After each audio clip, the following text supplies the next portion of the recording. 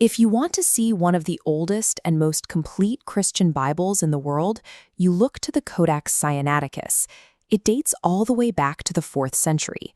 But if you scroll to the very end of its New Testament, you'll find a glaring anomaly.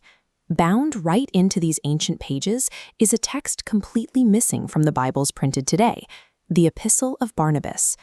Early Christians heavily debated whether this specific letter was divinely inspired. Clearly, some communities held it in such high reverence that they physically attached it to their sacred scripture. Yet, despite that early popularity, later church leaders made a deliberate, calculated choice to exclude it entirely from the final biblical canon. To understand why this once sacred text was ultimately rejected, we have to open it up and investigate its mysterious authorship, along with the controversial theology hidden inside. Despite its traditional title, historians agree the letter was not written by Paul's famous missionary companion. It was actually penned between 70 and 135 CE by an anonymous writer, someone scholars now call Pseudo-Barnabas. The most startling part of this letter is its central argument. Pseudo-Barnabas takes a harsh, anti-Jewish stance, claiming that the Hebrew scriptures belong exclusively to Christians.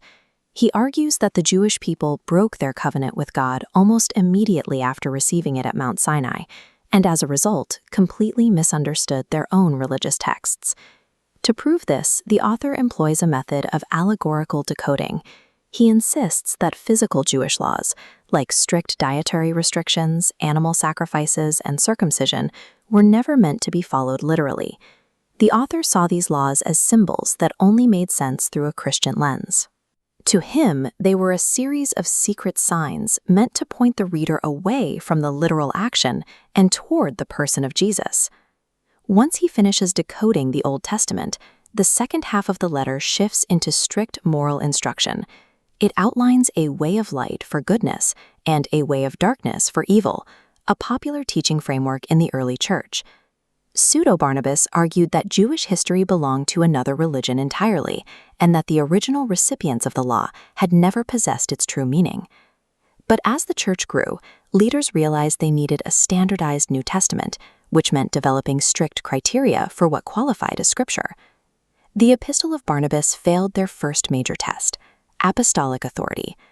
Because the anonymous author could not be verified as an actual eyewitness to the ministry of Jesus, the text lacked the necessary credentials. It also failed the test of orthodoxy. The writer's allegorical leaps were simply too extreme, aggressively contradicting the more balanced theology that was developing within the church. Now, if you search for this text online today, you have to be careful not to confuse it with a completely different document called the Gospel of Barnabas.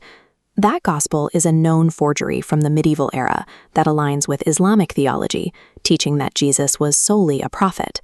It has no connection to the 1st century epistle we are looking at here.